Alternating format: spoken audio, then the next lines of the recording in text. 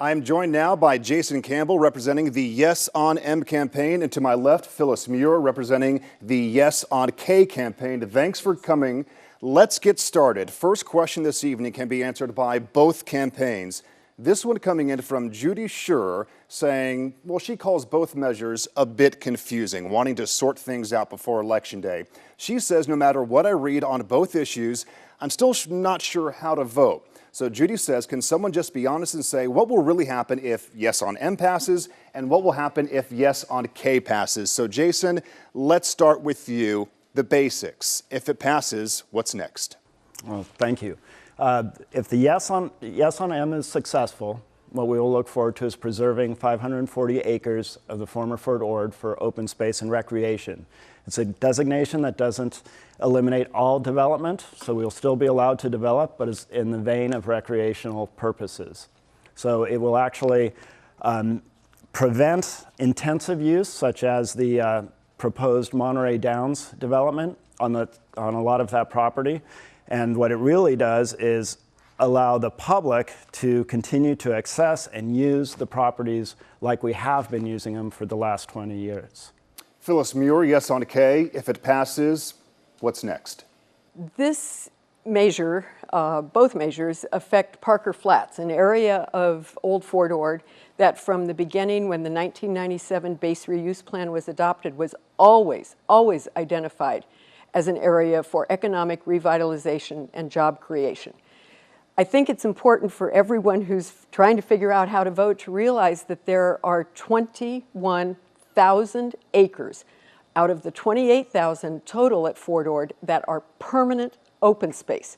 That includes the National Monument, the dunes at the beach, and various other open space areas. So we have over 2/3 of the area already permanent open space. And that won't be touched? That will not be touched. This is all about Parker Flats area, which in total is about 1,100 acres. And these two measures have different approaches to what do we do with Parker Flats. Measure K says keep the plan that was adopted by all the surrounding communities in 1997 and make it available for economic revitalization and job creation. The goal was to create 18,000 jobs at Fort Ord. We have created about 4,000. We've got a long way to go. Phyllis, thank you. Next question coming in from Isabel Sandoval. Sent us two questions, in fact, and one for each campaign this evening. First question, would Measure M allow for any type of development in the future, or if passed, would it stop all future projects and development? Jason, you actually mentioned this just a moment ago, referencing for recreational purposes, there could be development even if Measure M is passed. So taking Isabel's question, take it further. An example, what could be down the road? Well, what could be down the road is, again, recreational uses such as stabling or even bicycle shops or tack shops or soccer fields. That's the beauty of open space recreation designation, which is actually what the 21,000 acres refers to. So when you hear of 21,000 acres, it's actually includes the 6,000 acres that are closed to the BLM because of impact zone, even though they may be called open space, they're actually closed. And certain areas like golf courses, which many of us never go to, are considered open space. So it's kind of a misleading number to say 21,000 acres of open space. But what our measure does do with regards to development is it encourages building and developing on the blight. We think it makes no sense whatsoever to be building in a beautiful oak forest when we have hundreds and hundreds of acres of blighted buildings that need to be demolished and rebuilt upon, which would, of course, help our economy tremendously. Jason, thank you. Next question from Isabel Sandoval as well. Is Measure K more than just the horse racing track? This is the Monterey Downs project. There has been a lot of that in the media here on Central Coast News. Talk to that. Monterey Downs applied to the county and the city of Seaside starting in 2009 and 2010. Measure K is not about Monterey Downs. Measure K is about preserving the award-winning base reuse plan that has a balance of open space, educational acreage, and acreage available for economic revitalization and job creation. And that is the one area where we have really lagged. Jason refers to the blight and the fact that that's where the development should go first. I think it's really important for voters to understand almost all of the blighted land that you see at Fort Ord, whether it's a paved parking lot or old Army buildings, most of that is under the control of California State University, Monterey Bay. It is not available for economic redevelopment. It is going to be part of the ultimate size of that campus. Marina has some acreage that has blighted buildings on it. Seaside has very, very little. And that, to say that the blight should be built on first, completely ignores the fact that most of that blighted land is under the control of the State University. This next question also for both campaigns this evening, coming from Michael Powers. In short, what is wrong with the current plan? If both measures are voted down, what do? Do you start over? So what's wrong with the current plan? That's two questions. What's wrong with the current plan is that it has failed miserably, especially when it comes to the economics part of the redevelopment. It has done quite well, arguably, with the environment and the education, and for that reason alone, I think we should go with our strengths, which is CSUMB and our Fort Ord National Monument.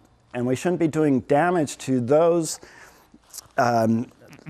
places as economic drivers, which they are, by putting a horse betting racetrack right in between the two, a university and a Fort Ord National Monument. And Measure K actually is about a horse betting racetrack. It was written by Monterey Downs, it's been funded by Monterey Downs, and they went so far as to write it allows for a thoroughbred racing facility into the initiative. So make no mistake, Measure K is for Monterey Downs. And since you're on that topic, I'm going to come back to you as well, but Stephanie Diaz, she wrote to that topic wondering why Measure M had it on their website, using that as a driving force for the campaign. Is that correct? Yes, and if both measures fail, we end up right back to square one, which is several elected politicians and bodies fast-tracking the Monterey Downs project much to the dismay of the public. So, Jason, thank you. Phyllis, what's wrong with the current plan? There's nothing wrong with the current plan. The current plan is a very good balance of environmental protection, the 21,000 acres, and not everybody bikes and not everybody golfs, and so that's why there's a variety of open space and different types of recreational uses, so people can do what they like and what they enjoy. It has over 2,000 acres for educational development. That includes CSUMB, but it also includes very important facilities like MPC's planned Emergency Vehicle Operations Center, which they will use for training public safety personnel from our area. And those 200 acres and the allowed use for MPC to build that is very much in doubt if Measure M passes, because their language is very vague, it's unclear. People comment about how long Measure K is. That's because it is exactly the wording out of the current base reuse plan with very minor changes underlined and striking out things that are removed so people can go to it and see exactly what they're voting for. Phyllis, next question. We're staying with you on this. Why is the Measure K campaign, this question coming from Johnny Gray, trying to link Measure K with the Veterans Cemetery? He says it's very misleading. It is not misleading. There are serious questions about what Measure M's vague language and the difference between their map and the text of their initiative and the impact that that would have on the Veterans Cemetery. We are all delighted at the great fundraising effort that has been put in by a whole bunch of people to raise the money for the Veterans Cemetery.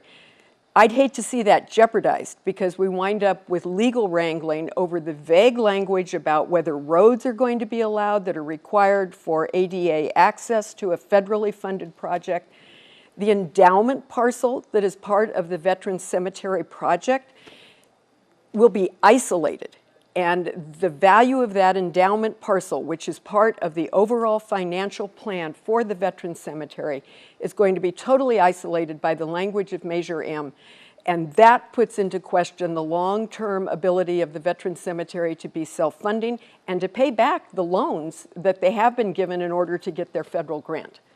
Jason, if you can, talking on the Veteran Cemetery project, where does Measure M stand on that front? Well, Measure M is very pleased with the progress that the cemetery is making right now, and it's indicating that the cemetery will move forward regardless of either measure. Neither measure actually affects the cemetery.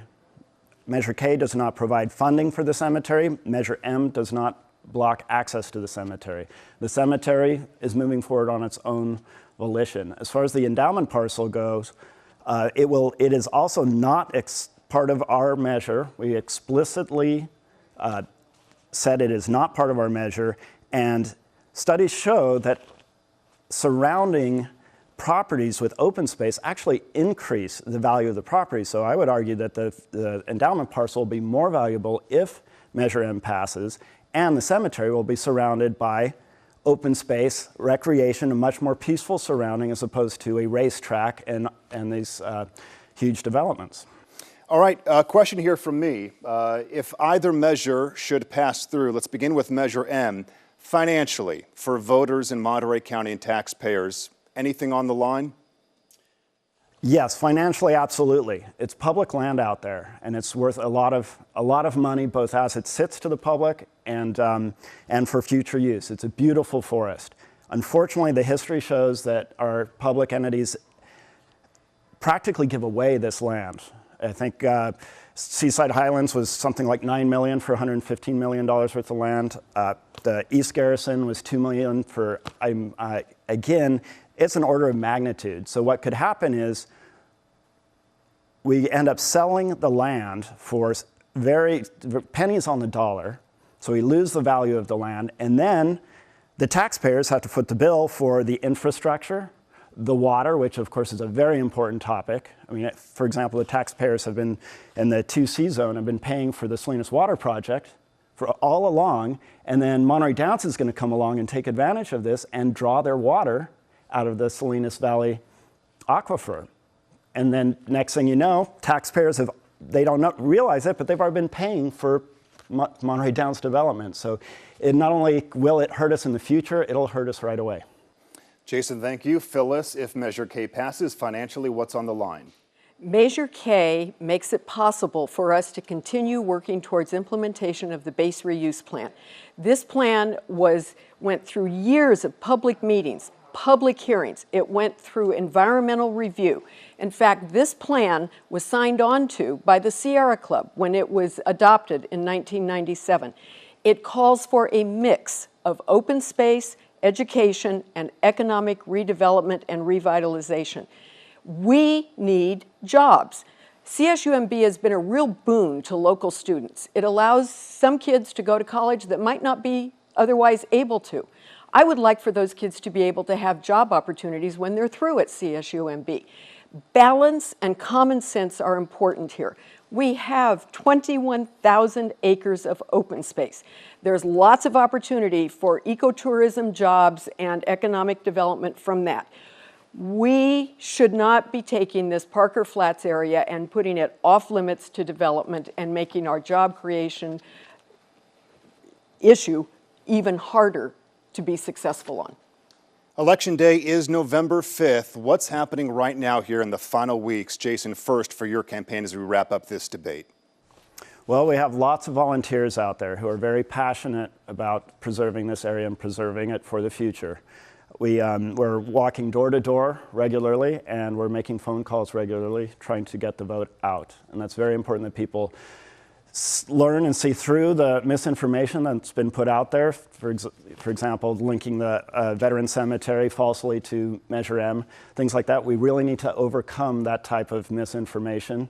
And I think we're doing that, and the responses have been very, very positive. So when it comes down to the final push, we need to get everyone out there voting yes on Measure M to protect their own property. I really have to stress that. This property belongs to the public, and we don't want to see it just given away to developers so they can make a profit.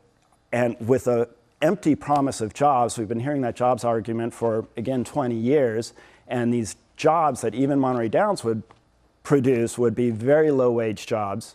and they are not the kinds of jobs we actually want for our area. So we're going to get that message across, get it out there, and get as many people to vote for yes on Measure M, no on K. Measure K, few weeks to go. What are you doing right now? We are stressing with people that common sense, clarity, and rational land use planning is what we need to preserve at Fort Ord. We have a very good plan. It has been successful. I think everyone knows that obviously the whole national economy has been in a little bit of a dip in the last few years. I would hate for Monterey County to miss out on economic development opportunities just as the economy is recovering by a measure that says, let's take another 540 acres and let's put questions in place about the needed roads that are required mitigations for future development at Fort Ord. This is an attempt to take a very special interest, and they're not satisfied with their 21,000 acres. They want this 540 also. And I think that common sense and rational thinking is going to prevail with the voters in Monterey County, and they're going to see that what we need is a common sense, balanced approach at Fort Ord. And that's what they get with Measure K. Phyllis Muir, yes on K, and Jason Campbell, yes on M. Thank you both for coming in. Thank you.